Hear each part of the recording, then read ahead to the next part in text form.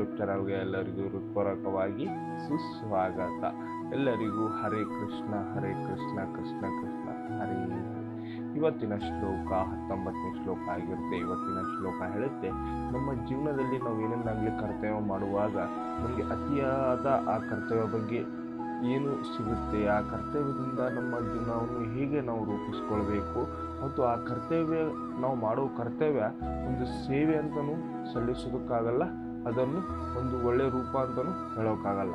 ಅದು ನಾವು ಸ್ವಾರ್ಥದಿಂದ ಮಾಡುವುದೇ ಆ ಕೆಲಸದಿಂದ ನಮಗೆ ಏನು ಸಿಗುತ್ತೆ ಅನ್ನೋ ಒಂದು ಮತ್ತೆ ಇಲ್ಲಾಂದರೆ ಅದನ್ನು ಒಂದು ಕ್ವಶನ್ ಮಾರ್ಕ್ ಅಂತಲೂ ತಿಳ್ಕೋಬೇಕಾಗುತ್ತೆ.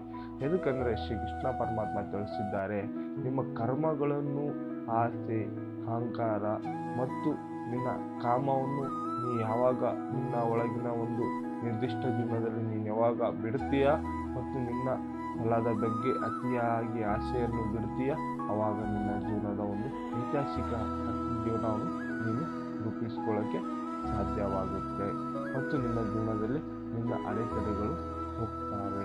ನೀನು ಯಾವ ರೀತಿಯಿಂದ ಬರುತ್ತೀಯ, ಯಾವ ರೀತಿಯಿಂದ ಹೋಗ್ತೀಯ, ಅದನ್ನು ನಿನ್ನ ಹಾದಿ ಮಾತ್ರ ನಿನ್ನ ಜೀವನವನ್ನು ರೂಪಿಸ್ಕೊಳ್ಳೋಕ್ಕೆ ಸಾಧ್ಯವಾಗುತ್ತೆ ಅನ್ನೋದ್ರಿಂದ ಶ್ಲೋಕ. ಮತ್ತು ಇವತ್ತಿನ ಶ್ಲೋಕ ಒಂದು ನಮ್ಮ ಜೀವನಕ್ಕೆ ಒಂದು ಒಳ್ಳೆಯ ಉದ್ದೇಶ ಕೊಡುವುದಿದೆ. ಹಾಗಾಗಿ ಈ ಶ್ಲೋಕವನ್ನು ಸಂಪೂರ್ಣವಾಗಿ ನೋಡಿ ಮತ್ತು ನನ್ನ ಚಾನಲನ್ನು ಸಬ್ಸ್ಕ್ರೈಬ್ ಮಾಡಿದಾಗ ಸಬ್ಸ್ಕ್ರೈಬ್ ಮಾಡಿ. ಬನ್ನಿ 19ನೇ ಶ್ಲೋಕ ಏನು ಹೇಳುತ್ತೆ ಅಂತ ತಿಳ್ಕೊಳ್ಳೋಣ.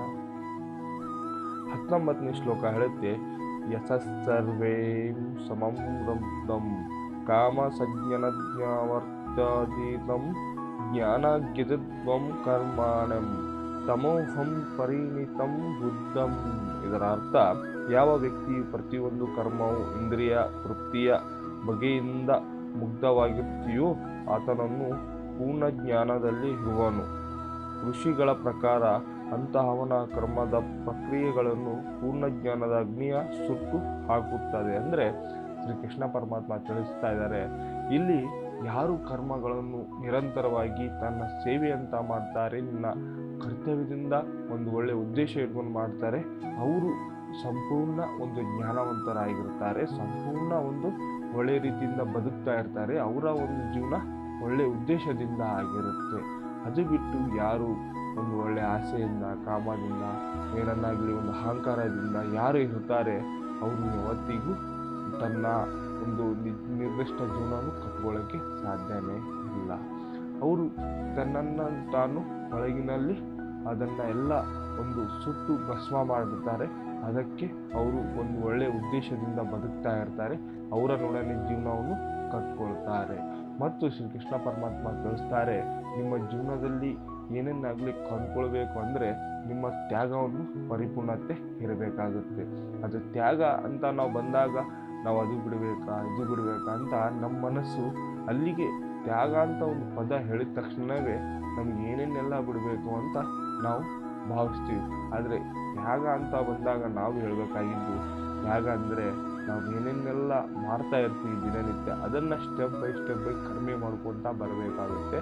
ನಮ್ಮ ಜೀವನದ ಒಂದು ಅರಿವನ್ನು ನಾವು ತಿಳ್ಕೊಬೇಕಾಗುತ್ತೆ. ಅದು ಬಿಟ್ಟಿದ್ರೆ ಮುಂದಿನ ದಿನಗಳಲ್ಲಿ ನಮ್ಮ ಒಂದು ಅಮೂಲ್ಯವಾದ ಜೀವನವನ್ನು ಕಟ್ಕೊಳ್ಳೋಕ್ಕೆ ಸಾಧ್ಯವಿಲ್ಲ.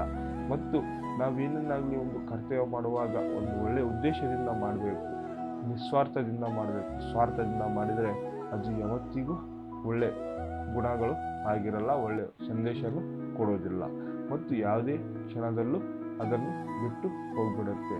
ಅದಕ್ಕೆ ನಮ್ಮ ಜೀವನದಲ್ಲಿ ಏನಾದರೂ ಒಳ್ಳೆಯ ಉದ್ದೇಶವನ್ನು ನಾವು ರೂಪಿಸ್ಕೊಳ್ಬೇಕಾಗುತ್ತೆ. ಮತ್ತು ನಮಗೆ ಶ್ರೀಕೃಷ್ಣ ಪರಮಾತ್ಮ ಒಂದು ಪಾಯಿಂಟ್ಸ್ ಮುಖಾಂತರ ಒಂದು ಒಳ್ಳೆಯ ಸಂದೇಶ ಕೊಟ್ಟಿದ್ದಾರೆ.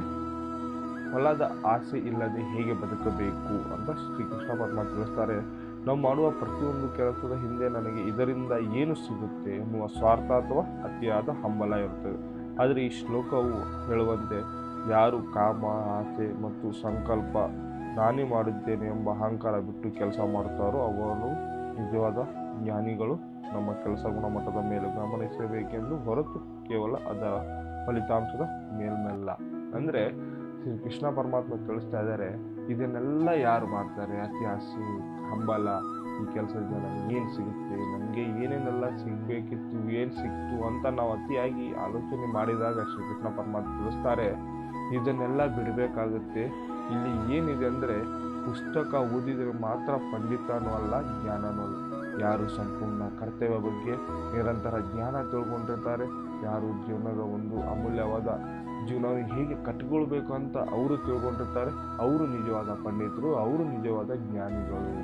ಅವರಿಂದ ಜೀವನದ ಹೇಗೆ ಬದುಕಬೇಕಂತ ಅವರಿಗೆ ಅರಿವು ಇರುತ್ತೆ. ಮತ್ತು ನಾವೇನು ಮಾಡ್ತೀವಿ, ನಮ್ಮ ಜೀವನವನ್ನು ಒತ್ತಡಕ್ಕೆ ಎಳಿಬಾರ್ದು. ಏನೇ ಆಗಲಿ ಒಂದು ಕರ್ತವ್ಯ ಅಂತ ಬಂದಾಗ ಅದನ್ನು ನಿಶ್ಚಯದಿಂದ ಒಳ್ಳೆಯ ಉದ್ದೇಶದಿಂದ ಮಾಡಿದರೆ ಅದು ನಮಗೆ ಯಾವತ್ತಾದರೂ ಒಂದು ಪ್ರತಿಫಲ ಕೊಟ್ಟೇ ಕೊಡುತ್ತೆ ಅಂತ ನಾವು ಭಾವಿಸ್ಬೇಕಾಗುತ್ತೆ. ಮತ್ತು ನಾವು ಏನನ್ನಾಗಲಿ ಒಂದು ಪಂಡಿತ ಎಂದರೆ ಏನು ಅಂದರೆ, ಪಂಡಿತ ಯಾವ ಥರ ಅದು ಅಂದರೆ ಕೇವಲ ಪುಸ್ತಕ ಓದಿದವನು ಪಂಡಿತನಲ್ಲ. ಯಾರು ತನ್ನ ಕೆಲಸವನ್ನು ಅಹಂಕಾರವಿಲ್ಲದೆ ಸಂಚಿತ್ತದಿಂದ ಮಾಡುತ್ತಾನೋ ಅವನೇ ನಿಜವಾದ ಬುದ್ಧ ಅಥವಾ ಪಂಡಿತ ಎಂದು ಕರೆಯಲ್ಪಡುತ್ತೇನೆ. ಅಂದರೆ ಶ್ರೀಕೃಷ್ಣ ಪರಮಾತ್ಮ ಯಾರು ತನ್ನ ಜೀವನದ ಅರಿವು ತಿಳ್ಕೊಂಡಿರ್ತಾರೆ, ಯಾರು ತನ್ನ ಕೆಲಸದ ಬಗ್ಗೆ ನಿಷ್ಠೆಯಿಂದ ಇರ್ತಾರೆ, ಯಾರು ನಿಮ್ಮ ಕೆಲಸದ ಬಗ್ಗೆ ಒಂದು ಒಳ್ಳೆಯ ಉದ್ದೇಶದಿಂದ ಇರ್ತಾರೆ, ಅವರು ಒಳ್ಳೆಯ ವ್ಯಕ್ತಿ ಆಗಿರ್ತಾರೆ. ಅವರು ಸಹ ಒಂದು ಬುದ್ಧನಾಗ್ಬೋದು, ಪಂಡಿತನಾಗ್ಬೋದು. ಅದಕ್ಕೆ ಹೇಳೋಕ್ಕೆ ಮಾತು ಬರೋದಿಲ್ಲ ಅಂತ ಶ್ರೀಕೃಷ್ಣ ಪರಮಾತ್ಮ ತಿಳಿಸ್ತಾ ಇದ್ದಾರೆ. ಹಾಗೆ ನಿಮ್ಮ ಜೀವನದಲ್ಲಿ ಏನಾದರೂ ನಡೀತಾ ಇದ್ದರೆ ನೀವು ಒಂದು ಒಳ್ಳೆಯ ಉದ್ದೇಶದಿಂದ ಬದುಕಿ, ಒಳ್ಳೆಯ ನಿರ್ದಿಷ್ಟ ಬದುಕನ್ನು ಬದುಕಿ. ಮತ್ತು ನಿಮ್ಮ ಜೀವನದಲ್ಲಿ ಈ ಥರ ಯಾರಾದರೂ ಇದ್ದರೆ ಈ ಶ್ಲೋಕವನ್ನು ನೋಡಿ. ಯಾಕಂದರೆ ಶ್ರೀಕೃಷ್ಣ ಯಾವ ಮುಖಾಂತರ ಬರ್ಬೋದು ಹೇಳೋಕ್ಕಾಗಲ್ಲ. ಆ ರೀತಿಯಿಂದ ನಾನು ತಿಳಿಸ್ತಾ ಇದ್ದೀನಿ. ಮತ್ತು ನಿಮ್ಮ ಒಂದು ಅಮೂಲ್ಯ ಜೀವನವನ್ನು ಸುಮ್ಮನೆ ಕೆಡಿಸ್ಕೊಳ್ಬೇಡಿ. ನಿಮ್ಮ ಜೀವನದ ಒಂದು ಅರಿವನ್ನು ತಿಳ್ಕೊಂಡು ನಿಮ್ಮ ಕರ್ತವ್ಯ ಬಗ್ಗೆ ನಿಷ್ಠೆಯಿಂದ ಬದುಕಿ ಅನ್ನೋದು ಈ ಶ್ಲೋಕದ ಅರ್ಥ ಆಗಿರುತ್ತೆ. ಹಾಗಾಗಿ ಈ ಶ್ಲೋಕ ನಿಮಗೆ ಸಂಪೂರ್ಣವಾಗಿ ಅರ್ಥ ಆಗಿದೆ ಅಂತ ನಾನು ಭಾವಿಸ್ತೀನಿ. ಮತ್ತು ಇವತ್ತಿನ ಶ್ಲೋಕನ ಇಲ್ಲಿಗೆ ಮುಕ್ತಾಯಗೊಳಿಸ್ತೀನಿ. ಒಂದು ಮುಕ್ತಾಯಗೊಳಿಸೋದ್ರಿಂದ ಮೊದಲು ಶ್ರೀಕೃಷ್ಣ ಪರಮಾತ್ಮನ ಜಪ ಮಾಡೋಣ ಬನ್ನಿ. ಹರೇ ಕೃಷ್ಣ ಕೃಷ್ಣ ಕೃಷ್ಣ ಹರೇ ಹರೇ ರಾಮ್ ರಾಮ್ ರಾಮ್ ಹರೇ. ಎಲ್ಲರಿಗೂ ಹೃತ್ಪೂರ್ವಕವಾಗಿ ನಮಸ್ಕಾರಗಳು.